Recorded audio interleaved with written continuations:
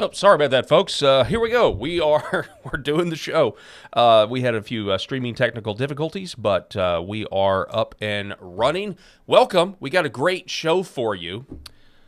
You know, we talk a lot about accountability. And the reason we talk a lot about accountability on the show, or the lack of accountability, has a lot to do with the lack of arrest that we've seen from the deep state. And who is the deep state? Well, there's a few big names out there: Comey, Clapper, and Brennan. So today on the show, I thought it fitting. Let's talk about Brennan. And there's nobody better to talk about Brennan than the author of the book, Ian Trottier, who has written this book called High Stakes Treason: How John Brennan Compromised American Security for Millions. So we're going to take a deep dive today into this. And I have a feeling at the end we'll still be waiting on arrests and accountability. Anyway, the Paul Harrell program starts right now. Right now.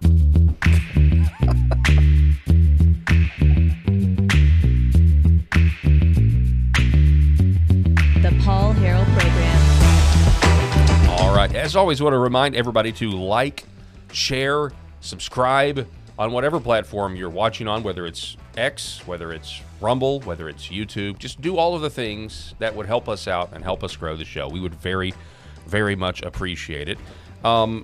In chair number 2 today, I've got Eric Haynes back with us. Eric, how you doing, sir? Great to be part of the conversation, sir. Yes, sir. As always. Well, let's get right to it, shall we? We're going to introduce. This is Ian Trottier. Ian, welcome to the show, sir. How are you?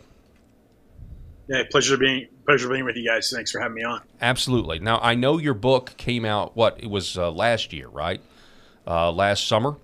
And I know that you have done several interviews on this topic. Again, your book, High Stakes Treason, and it's all about John Brennan. And so, I mean, many of us know just kind of the basic information of John Brennan's involvement of framing President Donald Trump for treason. He was certainly involved in that. But he's been involved in a lot of other stuff, hasn't he? And he's got an extensive career at this grift. How did you feel free to tell us a little bit about who you are, your background, and how you decided to tackle this project and why?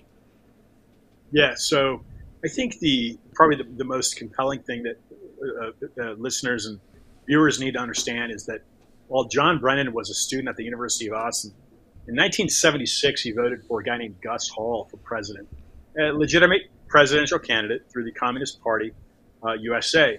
That is who John Brennan, again to repeat, voted for president, and he's acknowledged that under lie detector test. In 2016, I was living in Miami Beach, and there was a virus that caused a media frenzy. I looked into the Zika virus and saw an argument against the severity of this virus. What I was led to were the Rockefeller Foundation funding this virus back in the 1930s in Uganda forest of Africa. So 2016, 1930s, and when was this virus ever relevant outside of 2016? Well, what I found was that the argument was to spray yourself with DEET, to not get bitten by mosquitoes, this whole media scare. And the Zika was primarily a benign virus. There was nothing to it. So 2019 comes around, and then we get this COVID-19 thing. And I thought, wait a second, I lived this on a micro scale back in Miami in 2016. So I was turned on from the Rockefeller Foundation. I was turned on to the economic machinations of Big Pharma, right? And I was led to a guy named Anthony Sutton, who was a Stanford fellow, Hoover fellow, back in the early 70s. He was reprimanded for giving a speech in the 1972 Miami Beach Convention, where he was calling out the Bush family, that would be Prescott Bush, for funding the Nazi regime. That's funding both sides of a conflict. Anthony Sutton wrote extensively about this, but what caught my eye was his book. He wrote a number of books, but the one book that caught my eye regarding the United States was the Federal Reserve Conspiracy. And from there, I started digging. And in 2024, so I started a podcast in Miami in 2016. And in 2024, I was at a CPAC, and I was doing a podcast a small table. But a guy approached me, identifying himself as a former FBI agent. He presented me with the binder, and he says, "Look, I've been working on this for over a decade, and nobody will listen to me. I'm a follow the money type guy, and what I show is that John Brennan committed very heinous crimes while he was working under the Obama administration." So I looked through the binder. I says, "Well, I'll give you an interview." And I says, "Wait a second. This is showing that he's committed very heinous crimes so that he could enrich himself off illegally held stocks under again the Obama administration." He looks at me and he says, "That's right." He says, "I've received a death threat because of my research. I submitted a tip back to the FBI, his former employer, who he had left, mind you, in 2000. And in 2011, he submitted a tip from his private employer called Surveillance. He goes to work the next morning. They take him into the office and say, 'Did you contact the FBI regarding John Brennan?' And he says, 'Yeah, I'm seeing that there's crimes being committed.' They fired him on the spot. They said, 'Pack your bags, you're done here.' So he gets fired from his private contracting job. He gets a death threat. His family ostracizes him. And by the way, in the introduction of the book, I make it very apparent who this person is. It took a long time for him to be comfortable with identifying himself. And initially, when I had interviewed him at that CPAC, he didn't want his name attached anywhere. But in the introduction, I actually show a certificate, an award that he received for his work at the FBI. He spent over a decade in the field office. He had a solid member of our Federal Bureau of Investigation. Didn't deaf ear. Nobody went. That's his name, his first name. I says, "John, I'll do my best to echo this information." So I spent the next year converting the information that he gave me into a book, and I presented it to first Skyhorse Publishing, Tony Lyons, and Tony was looking at it, he was listening. I had two different conversations.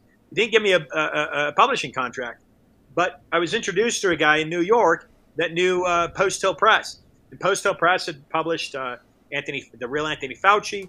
They published Miranda Devine's work. It's a great niche conservative publishing house. They gave me a contract, and about 7 months later, a little bit more than that, the book came out in July, and that was. As a matter of fact, I sent a text to Steve Bannon saying the book was out because I'd kept him up to speed on the work that I was doing.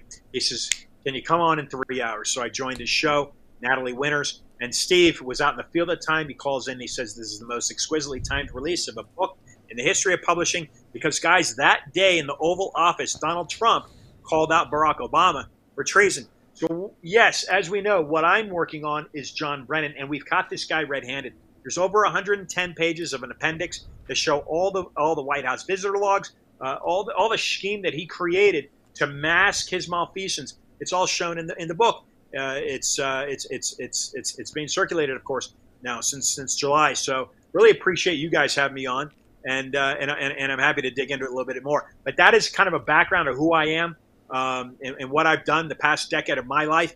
I never thought I'd be looking into government corruption. Maybe you guys too never saw you doing that stuff. But it's kind of an innate trigger inside. Maybe it's masculinity. I'm not sure what it is. I think it's the innate defense mechanism. But once you realize that the country has been invaded by a very stealth enemy that is known as the deep state, it's like, oh, I'm going to work and going to do my job to defend the homeland. And that's basically what you're getting from me today in regards of the book known as High Stakes Treason.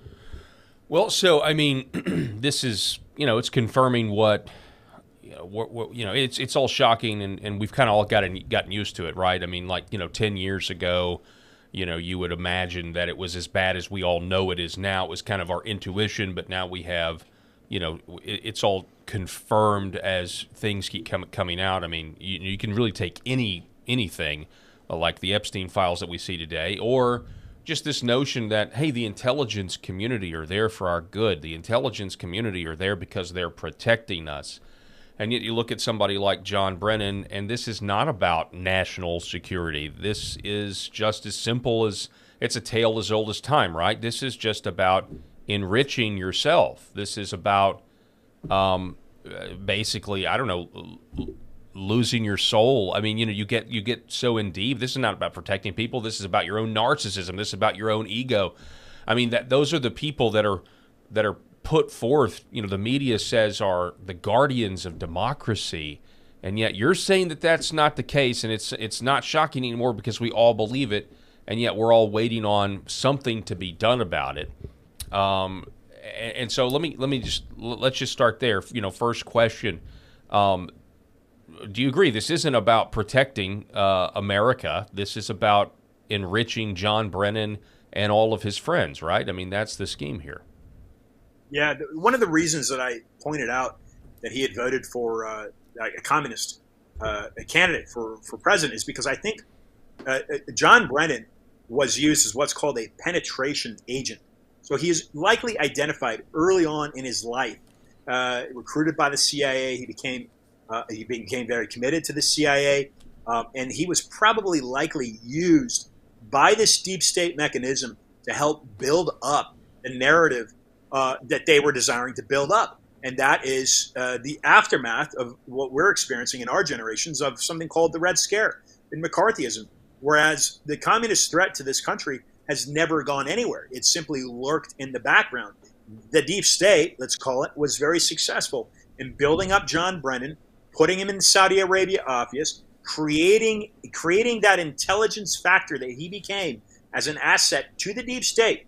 This is, of course, my opinion, but a lot of it based on facts, as I show in the book, to carry out what I believe was Operation Northwoods and in that 9/11 attack. Operation Northwoods, if your viewers aren't familiar with, was a CIA operation created during the Cuban Missile Crisis, and it was put into effect on the United States. That's what it's looking like, guys. Is that this was a deep state operation. There's no way, in my personal opinion, and I've spoken to Richard Gage, I've spoken to a number of different people, perhaps you gentlemen have as well. There's no way planes would take down those buildings. Those were taken down by detonation devices. But the reason I'm bringing this up is because what we're looking at is from a deep state perspective. You must create a terror threat and a fear. And John Brennan, during 9/11, something that might amaze your viewers is that he approved, and this is coming from a man named Michael Springman, who's a former State Department employee that was sent to Jeddah in Saudi Arabia. John Brennan was under control of that CIA operation. One thing that Springman said, and this is a 2004 interview, and I believe it was Cynthia McKinney. He says, "I get into Jeddah at the State Department office, and 80% of the people are all CIA." I think, what's the CIA doing here? This is the State Department. Well, because the CIA, they basically infiltrated and controlled the State Department out of Saudi Arabia. This is what's important. This is what I'm getting at. Is John Brennan approved under his jurisdiction? That's why I say approved, not him personally, but under his jurisdiction and Michael Springman. He approved 15 of the 19 9/11 hijacker visas out of that Saudi Arabia jurisdiction. I repeat that. 15 of the 19 9/11 hijacker visas came out of John Brennan's jurisdiction under Saudi Arabia. By the time 9/11 was engineered and it killed over 3,000 of our American people, John Brennan was the chief of staff to the director of the CIA at that point in his career. Now, what the book I don't go into that very much in the book. What I concentrate on in the book are three critical terror events between the years of 2009 and 2011. And the first event was a foiled plot of a bombing attack, attempted attack that left Amsterdam headed for Detroit, and that bomb never went off, fortunately. The second attack, and this is what caught my intel source, this is what caught his eye in 2011, was the Anders Breivik attack on a Norway a NATO ally, Norway. That killed over 60 people, and John Brennan could have prevented that. We know that because of what Edward Snowden released through the NSA, his whistleblowing, and a program called X-Keyscore. But this is the one that caught my attention. Now, I lived 9/11. I remember it. It had another innate reaction within me to join the military. I think a lot of men at that time, in their 20s, which is what I was, joined the military because of that, to defend the homeland. But I thought twice about it, because I thought, wait a second, Bush is sending people over to Iraq for this, and they're sending people over to Afghanistan. This isn't defending the homeland. So I never joined the military for that reason, because I didn't believe in fighting those overseas wars because of the 9/11 attack. But what I'm getting at here is that John Brennan, the allegation in the book is that he permitted the Boston Marathon bombing to happen, which of course maimed and killed Americans as well on our homeland. So those are the three attacks that we're allowing. There's more at stake, in my opinion, than just the hidden stock value. And what we have SEC documents to show that, is that John Brennan held stock in a company called the Analysis Corporation. It did that illegally. He was given an ethics waiver from the Analysis Corporation. He was the previous president of the Analysis Corporation. Norm Eisen, the attorney for Barack Obama, gave him that ethics waiver so that he could go investigate that Norway bombing in 2011. What he told Rachel Molinaro, the ethics officer working with Norm Eisen at that time, what he told, this is Mr. John Brennan, what he told Rachel Molinaro, and this is critical, is that he would be converting the stocks that he held from a 401k into an IRA. And all those just me and my intel source were able to aggregate it. People, none of it was classified information. It's just nobody ever looked at it, and they didn't know where to look at it. But what we know is that had he converted those stocks, estimated value in 2009, about $50,000. Had he converted those stocks in 2011, it would have liquidated the value. But what he did is he held on to the value of the stocks, and as Congress funded the war on terror, and thus the allegation is that John Brennan permitted terror attacks to happen, the stock value in the Analysis Corporation, and it had some name changes along the way, increased in value. So we show that from a value of about $50,000 to the time that the stocks would have been sold off, because it got sold to a UK firm,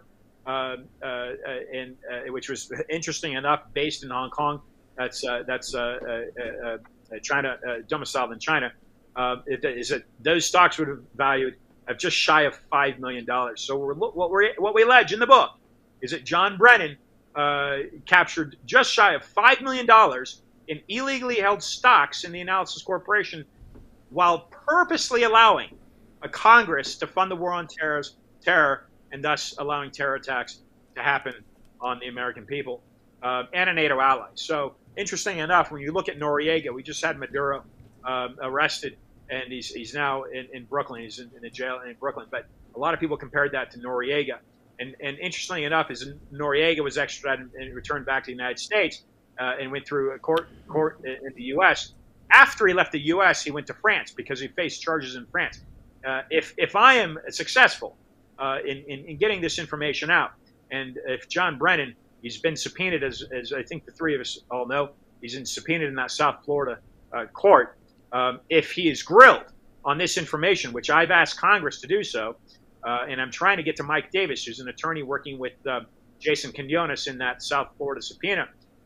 If he's grilled on this information, he may also be facing not only crimes against treason, in my view, my non-legal opinion. He may be facing crimes of treason in the U.S., but he may also be facing crimes against a NATO ally, and that would be Norway. Okay. For allowing this brevet. That's a ton there, and I want Eric to ask a question, because I guarantee you Eric has a really great question, but a few things to unpack. The Analysis Corporation is essentially a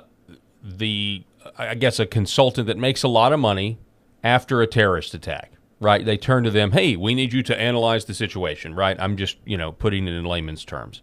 You mentioned Operation Northwoods, so. Previously, basically, I'm summarizing. I said, "Is this just financial?" And you immediately brought up communism. So it's yeah, the enriching yourself is good, but these are communists that have infiltrated our government, for lack of a better word, and maybe maybe worse, that are essentially doing false flag terror attacks, blaming them on other people. Operation Northwoods, I'm glad that you brought that up. Obviously, people should look that up. It was during the Cuban Missile Crisis where they were going to. I mean, it's a proposal that they gave to JFK. JFK, I believe, said no, or we would have heard about it, where they were wanting to go to war with Cuba, so they were going to, kill Americans or shoot down an airplane and blame it on the Cubans as a pretense to go into war. It's not. This has been going on for a long time with governments that try to get wars. As a matter of fact, one of the late Rob Reiner's movie, The Princess Bride, is literally about framing another country so that you can go to war with them. Eric, sir, do you have something for Ian? First of all, it's very nice to talk to you, sir. Appreciate all the information. In fact, you cleared up one of my most important questions there when you started talking about SEC documents.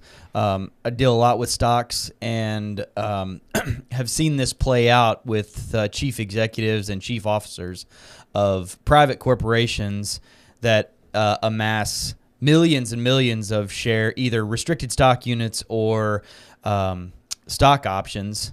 And then once good news comes along with those companies or things happen in the way that they hope that they would, then that gets cashed out into exorbitant amounts of money. And so I'm right with you in seeing how this all played out, sir. I guess one of my biggest questions is, what keeps you up at night as it relates to John Donovan, and will he ever be vindicated? I saw a fantastic interview you did the week or so after your book release, and I was thinking about the timeline from last summer until now. And do you feel like that what you will eventually get and what Mr. Donovan will eventually get is vindication through the work of Kash Patel and Tulsi Gabbard and others in the State Department who will be able to vindicate this good man that lays this file in front of you and gives you just a plethora of information that seems to be just an absolute touchdown? Yeah, I mean, you said it really well there. I spent a week and a half in D.C. Walking the halls of the Longworth, the Cannon, that would be the House of Representative office, and then over on the other side of the hill on the Senate. And I met with various legislative directors, various people, Marsha Blackburn, Harriet Hagman's offices.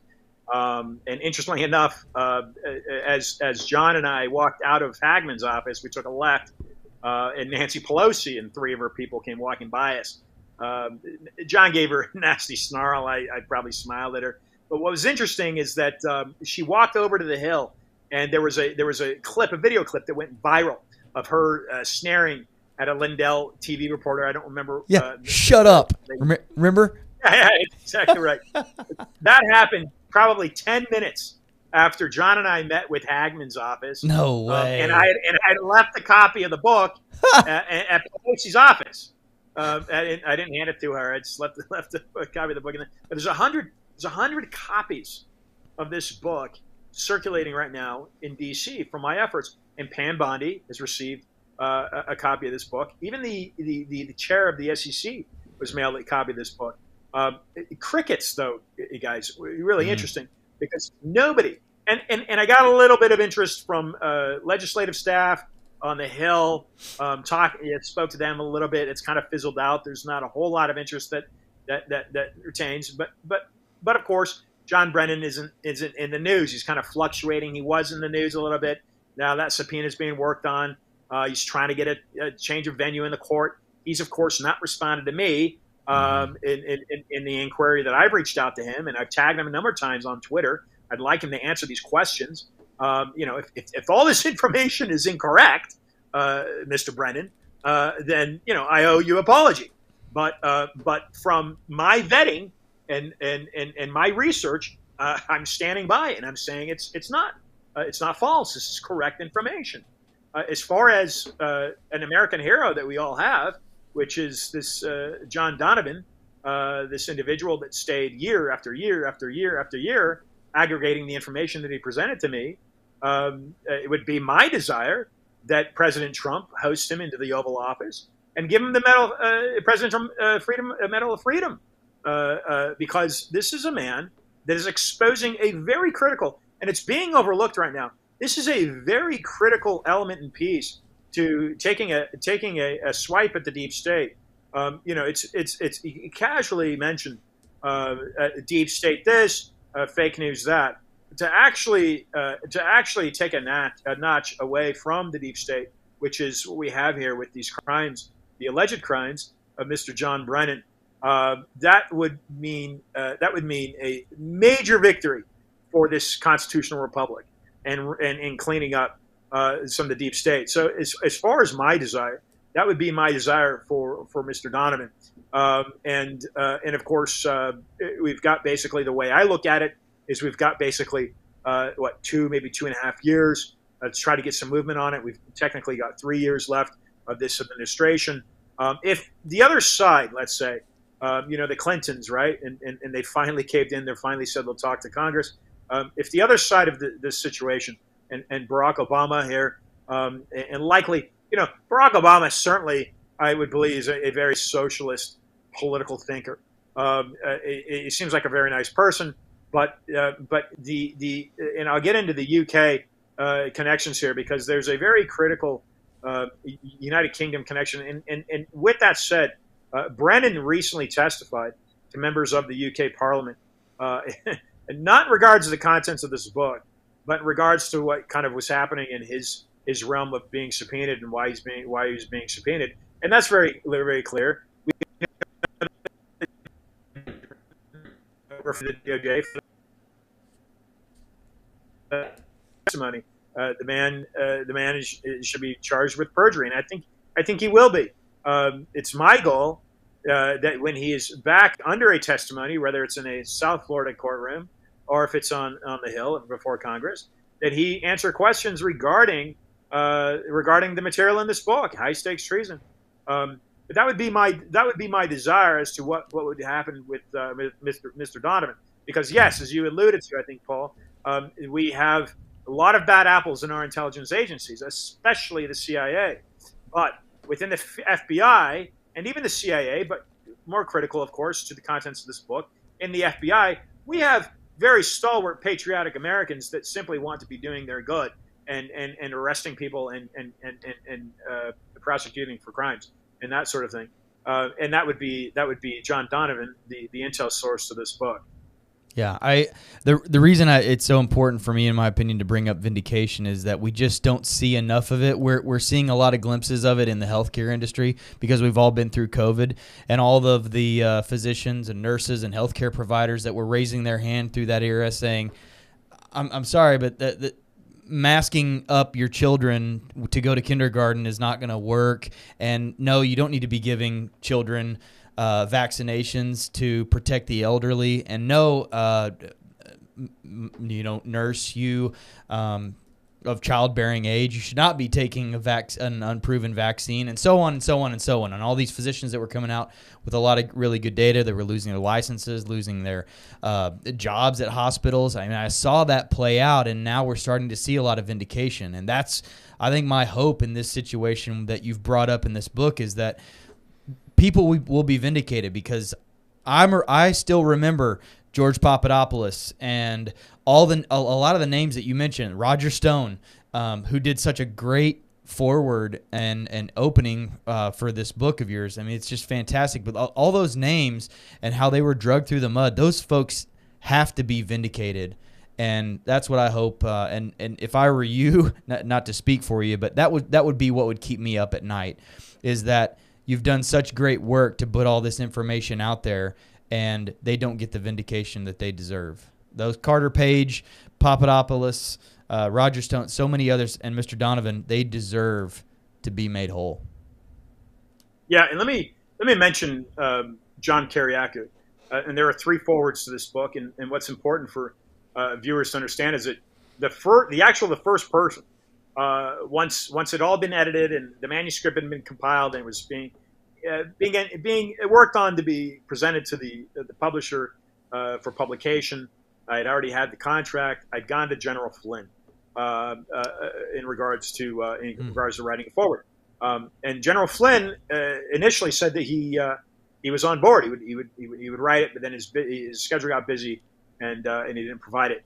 And a couple months after that, that's when I approached Roger, and Roger just immediately, because they had attacked him, John Brennan particularly, he said he was on board. So, but there are 3 forwards in this book, and I thought that was appropriate because Brooks Agnew, who is an incredible intellectual.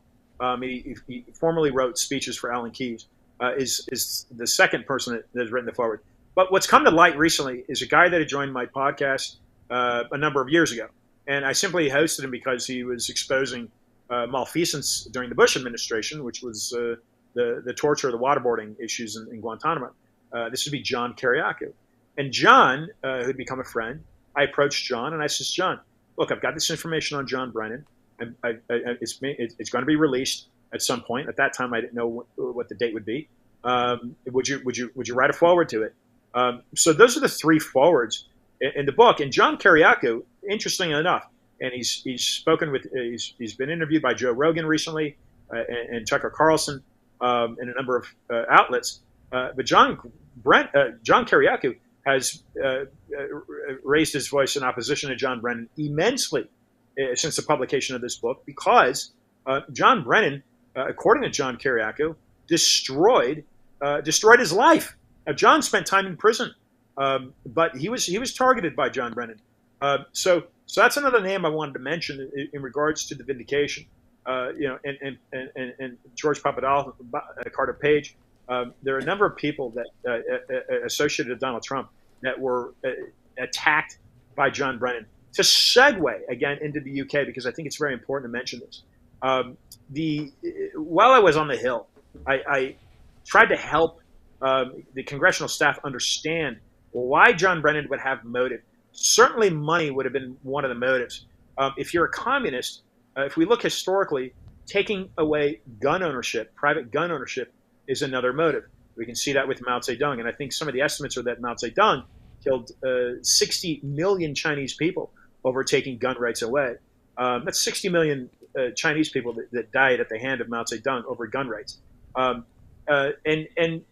so as a communist, and the basic political philosophies of embracing that form of government, one of them is not being able to stand up and defend yourself, right, a republic, if you will, to a government. And that's the clause in our Second Amendment that makes this country, in my opinion, so powerful, because we have that right to defend ourselves against tyranny. None of us, I don't think, wanted to get to that, but that is why it was written in there, because historically that is what would keep, as one of the critical elements in keeping a free people free. Now, that contradicts, of course, a communist sympathizer, and that would be a John Brennan. So taking away people's gun rights would be another motive for John Brennan to allow these types of attacks to happen. But more importantly, I think perhaps might be an underlying element of what was the motive behind the Russian collusion. So what we know is that John Brennan orchestrated the Russian collusion, which was the fabricated smear to discredit the Trump 2016 victory. And John Brennan is behind most of all of that, meaning getting a UK intelligence asset to create a fabricated dossier to present to the American government and saying, oh, well, Donald Trump won the election because he was working with the Russians. This is absurdity. There's something called Hamilton's 68 dashboard, which your viewers should look into, and they should look at a guy named Michael Mosley, who's an independent researcher and has been researching this for a few years. Hamilton 68 dashboard shows that if people are working on that on the Hamilton 68 project, shows that the Russian bots were simply completely fabricated, but it all stemmed from a lot of it in association to Michael Flynn, and that's when Michael Flynn came under hammer. Well, this is created by, in part, a guy named Stephen Halper, who was a CIA asset working with surveillance at Cambridge University in the UK.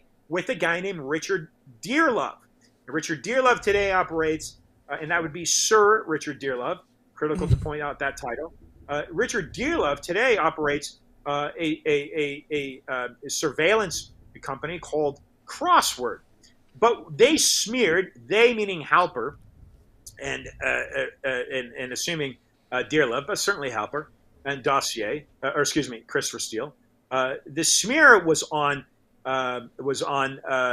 Mike Flynn and a woman named Svetlana Lakova, who was a historian student at Cambridge at the time, is what we're told. Now, it was told that they were having inappropriate relations and to create a discredit, which would drive that dossier, and create credibility for the dossier in the American eyes. What we know, and I approached Mike a couple of weeks ago, and I said, "Would you introduce me to this woman, Svetlana Lakova?" He says, "I'm going to have to ask somebody because I don't have her direct contact." You know what we're told is that they were having inappropriate relations. So many years later, he wasn't even able to introduce me to this person. But Svetlana Lakova, and viewers can go to her Twitter. She pretty much daily tweets something out about John Brennan and the criminality in regards to the Russian collusion hoax. So there are a number of crimes that the current DOJ, Pam Bondi, and by the way, she's gotten a copy. If I didn't mention that, I think I did. The Pam Bondi has received a copy of this book. Not only the book, but there's a number of other crimes that this person could be potentially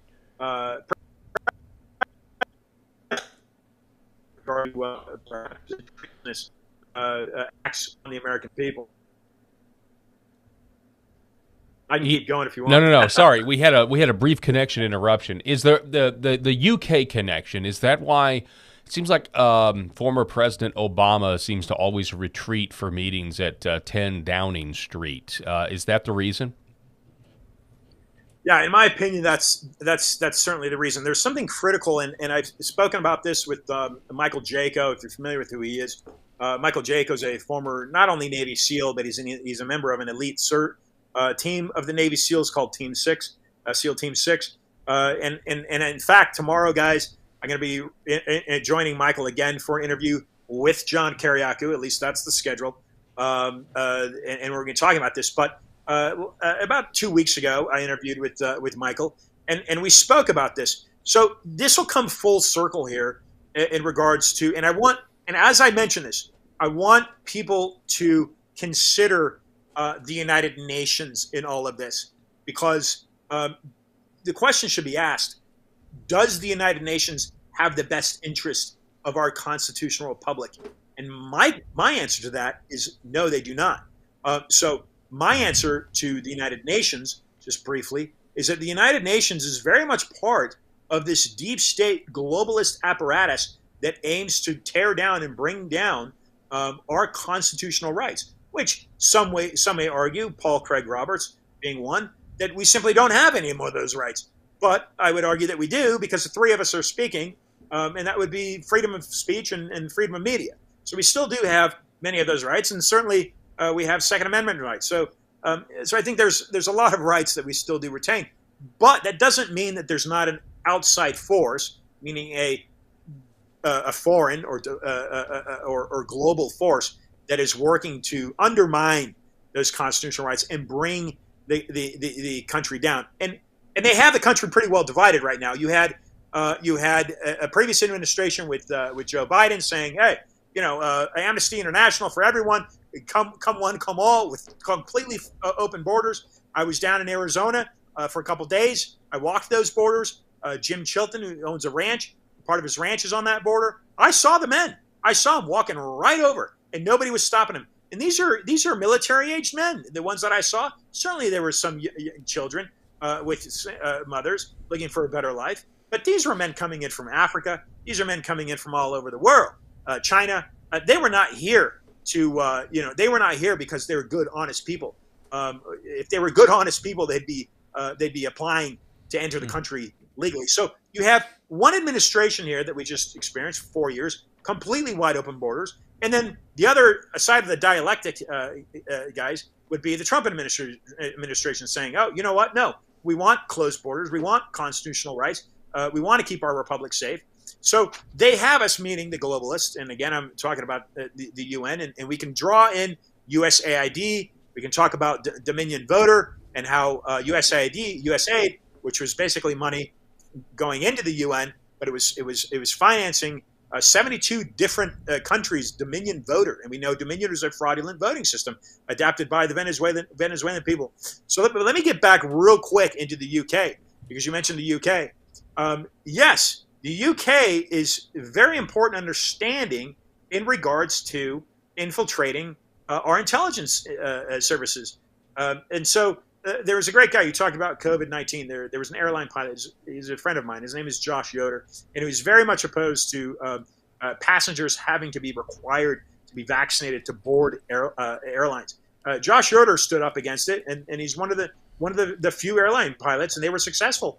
And one of the reasons we didn't have to show proof of vaccination to get on boards. But I was at an event in San Antonio a few years ago with Josh Yoder, and I says, Josh, I said, did you realize that 47, or it was 46 at the time, or actually it was 45, I think, at the time when I spoke to him. So it's been more than a few.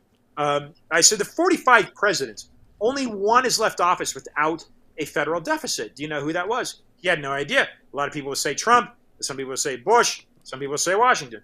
It's not true. The only president in the history of this republic to leave office without a deficit was Andrew Jackson.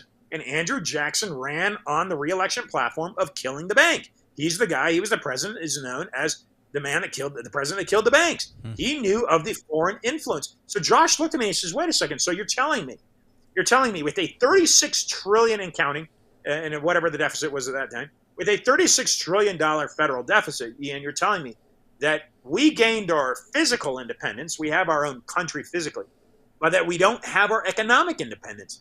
And we never gained our economic dependence." And I says, that's exactly what I'm telling you, is that we have been subservient to international banks since day one, inasmuch as George Washington owned shares. He and his wife owned shares in something called the British East Indies Company, which was running out of a critical banking center known as London. Now, I'm talking about the city of London. I'm not talking about metropolitan London, Hyde Park, Buckingham Palace, Trafalgar Square. I'm not talking about that London. That's metropolitan London. There's a small banking square mile that has been its own sovereign, basically its own country, which has controlled the monarch since William the Conqueror. That's 1066 AD. Since 1066, the British monarch has been controlled by a foreign bank, and that serves true to this day. And to give an example of that, the British monarch today, Charles, he must ask permission to enter the city of London and speak with the head of the city of London, which is known as the title is the Lord Mayor. It's not the other way around. The Lord Mayor doesn't ask permission to meet with Charles. Charles asks permission to meet with the Lord Mayor. That is the banking infrastructure that runs that UK government to this day. And so if we go back to Anthony Sutton and we look at the book that he wrote called The Federal Reserve Conspiracy, the argument, therefore, is at a Federal Reserve, how much of it is federal? Well, it's not federal. There's nothing federal about it, and it doesn't have any reserve. And so the question then becomes, who controls it? Because if it's not audited, which it's not, Congress doesn't audit, then who are the shareholders of the Federal Reserve? And all signs point to what I just mentioned, the Rockefeller and the Rothschild, and some of these names that flow around in what are called conspiracy theory type conversations. But lo and behold, what we know is when we do our research, we know that they are true. So if the United States, therefore, is being controlled by a international banking force, meaning the United States corporation or the entity that controls the republic for which we all belong and we all stand, if you will, then that means that is a good understanding of what the deep state is. I don't want to get too carried away, of course, because, well, you got to get Trump to audit the Federal Reserve. Why isn't he audit the Federal Reserve? Well, you know is that he's appointed a new chairman. But these are some of these. The Federal Reserve that's a law that was passed in 1913 by Woodrow Wilson. This has stood for over 100 years, but it's never been questioned. But if we align all the points, we see Oh, well, that's why America got involved in these different world wars. That's why Vietnam, this ridiculous war that was fought basically over rubber, it looks like Michelin tire, France, and of course the Iraq wars and then the Afghanistan wars. They have used our military. What we've been able to do as a republic, and I'm voicing my view, we've been able to do as a republic is build up a massive country, right? Very economically successful, yes or no, depending on how you look at it. But we're very successful, and we have a massive military. But these globalists, i.e. the City of London and the Bank of International Settlements, and Mel Kay's talked about this quite a bit recently, these fraudulent financial mechanisms that control us and restrain our growth, really, and restrain our freedom in many ways. They've used this as proxy to fight their wars. John Brennan, unfortunately for Mr. Brennan, he became victim to that scheme, whether he knew it or not, and whether he certainly must know that he committed. He held these stocks. He held these stocks illegally. He would know that, and he would certainly know that he permitted terror attacks to happen on the homeland. So that's where I want to come in there with this, because I want to back up. Well, we're not going to back up. We're going to take it. But you mentioned that earlier, that he permitted the terrorist attacks, okay? And you referenced a program called X Keyscore, which I'm vaguely familiar with because in 2012 or 2013, when all of the Edward Snowden revelations came out, I was all over it. I spent a lot of time on that. Can you tell us, X Keyscore, for those that don't know, or correct me if I'm wrong, it was a program that essentially monitors all the keystrokes that you make. So if you type out something, and even if you decide to delete it and not post it, there's a record of it, right? So can you tell us, because you mentioned X Keyscore, so how does that play in with John Brennan allowing terror attacks to take place? Yeah, so let me clarify on the Analysis Corporation. The Analysis Corporation was basically created as a terrorist tracking database. The Mujahideen, I have a problem with pronunciation of that word. But this is when the Soviets withdrew out of Afghanistan. We, if you will, we in British intelligence, in my view, created this database to track terror activity globally. That was 1990. That's again a result of that failed Russian pullout of Afghanistan. This is the Analysis Corporation. Now, when 9/11 was successful, and I stated that I believe that it wasn't an organic Al Qaeda driven attack. Al Qaeda, as a matter of fact, is a separate UK database tracking terrorism. My question becomes, and I don't have an answer to this, but my guess is that Al Qaeda at some point intertwined. I don't know this for fact, with the software within the Analysis Corporation. Again, that's just an assumption. I don't know that for sure. But what we do know is that Al Qaeda was the name of a database tracking these terror activities. And when 9/11 was successful, we know that John Brennan again was the chief of the CIA at that point. Now, as a result of this 9/11 attack, and many years later, we had the whistleblowing by Edward Snowden, X Keyscore. What X Keyscore basically showed us is that Anders Breivik was using Google to openly search bomb-making materials and other elements to plan his attack. That was all public information that would have been fed right into the NSA through X Keyscore. And certainly John Brennan, being the senior advisor of the Homeland Security at the time, he had yet been appointed the director of the CIA. He would have been privy to this planned attack that Anders Breivik was engineering. And you're talking about the Boston bombing, correct? Is that the Boston bombing? That would have been 2013. It was the Boston bombing. Yeah, this is 2011, and this is an attack on Oslo. Okay. So just to be devil's advocate for a second, as if I'm John Brennan, can I not just say, and you mentioned, in previous interviews that he and Clapper have lawyered up, and who knows if he's actually going to answer for these things that are mentioned, but can't he just say, well, I was the CEO of the Analyst Corporation from 2005 to 2009. I amassed a lot that, based on performance, I was given a lot of stock options and restricted stock units or shares of the company stock.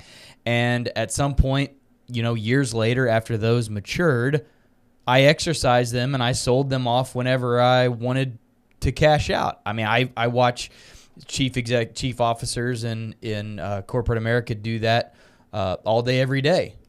Can he not just say, I was well within the legal boundaries to be able to do that? If I'm just playing devil's advocate, and again, I think I agree with you. I think there's a lot of nefarious and he's guilty. Bad. Don't get me wrong.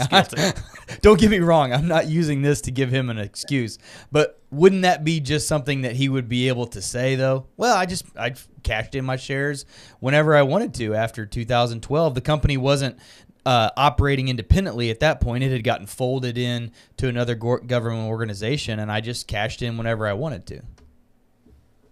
Well, I mean, he could say that, but the fact that he retained the stock ownership after he told Rachel Molinaro in 2009 that he would be converting the 401k into an IRA.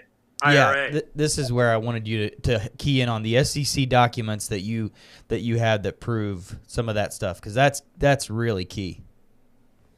Yeah, so this is a complete conflict of interest, and this is why ethics waivers, from my understanding, can be issued. But we caught him in a fabrication. Otherwise, I would title that as a lie. He told the Obama administration basically that he would be liquidating essentially all the stocks he owned in this company, and that right there, what we show is that he didn't liquidate them. Okay. He didn't do it. Yeah, so, I couldn't find record of that's excellent. Yeah. Because otherwise, you play the excuse of, well, I didn't want to pay short-term capital gains taxes, or I wanted to play out the long game of the value of that stock and wanted to, maximize my retirement so that my wife and I could walk the beach every day when we're old and gray, and play that story. But I'm so glad you have the evidence there, sir. It's great. Yeah, and let me read an excerpt from the book, and this is page 112, because what I mentioned in the book, and I've mentioned it in articles and interviews, is that what John Brennan created was something called a CT, counterterrorism, intel monopoly. He created a monopoly for the deep state, basically, on U.S. intelligence, and this is what I mean. And this is in his very own words. Mr. Brennan himself stated, I'm reading this as page 112, the idea behind the analysis, the idea behind the TTIC, the Counterterrorism Center, it became known as the NCTC, was that we needed to have some place in the government where all counterterrorism information would reside. So this is a result of executive order by Bush after the 9/11 attacks, basically saying, hey, we need help on the homeland. We need somebody we can trust. We need to know where terrorists are at, and we're going to give you all the power because you're the trusted source. We're gonna give you the power to create this infrastructure, this department. And again, it was known as the NCTC, initially TTIC. And he goes on to say, eventually information, and this is critical, from all 26 classified and unclassified networks flowed into this department. And he later goes on to say the good news and the bad news is that I, basically heading the TTIC, had more access to more information than anywhere in the government.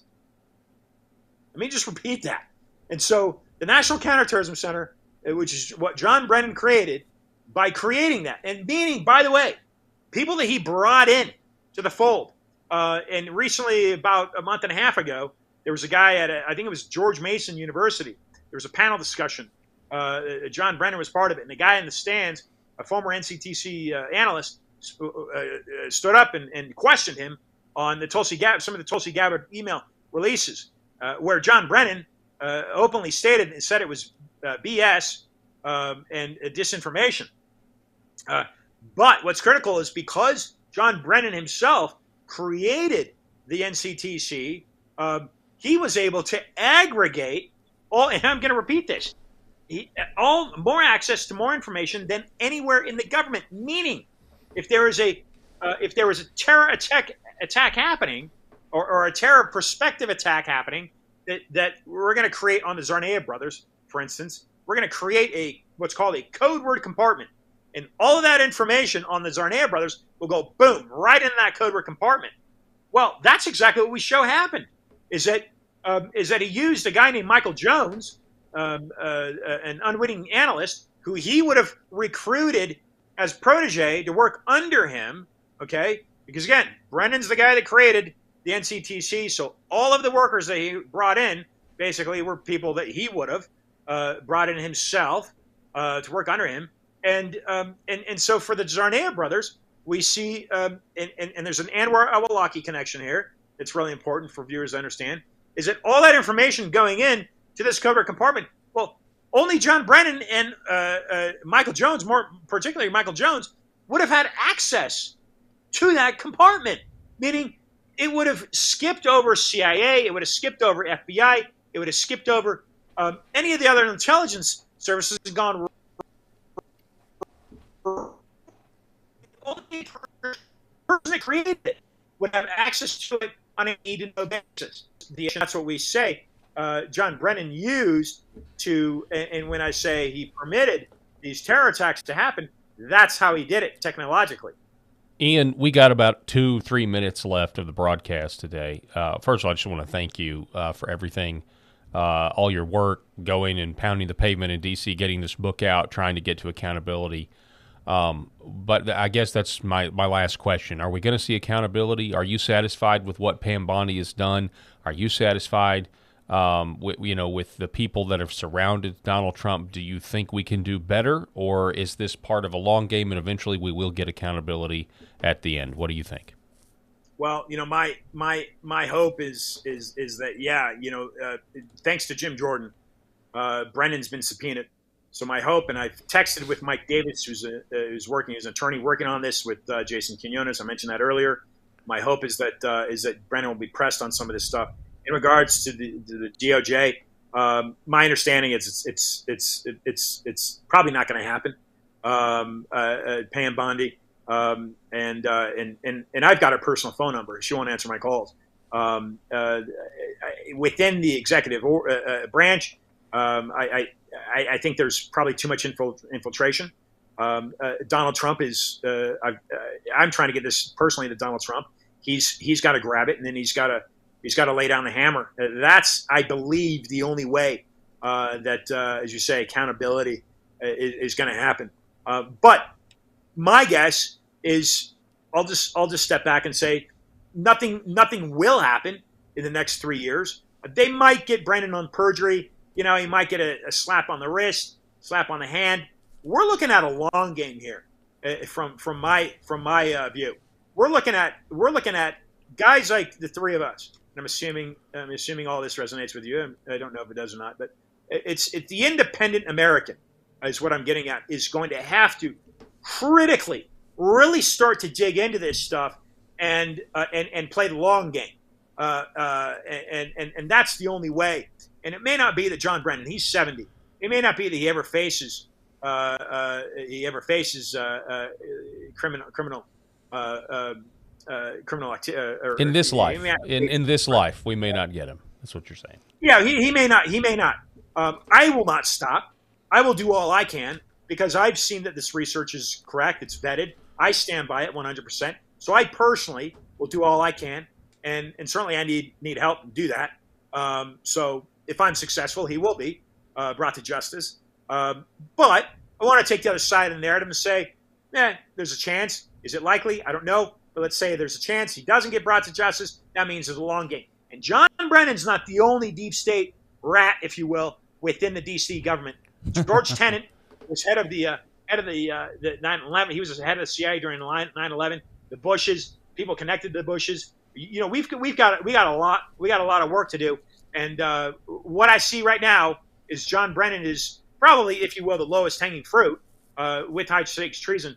But there's a lot of other folks that'll come crashing down if we're successful in that long game to saving the republic. Is really where we're coming down to.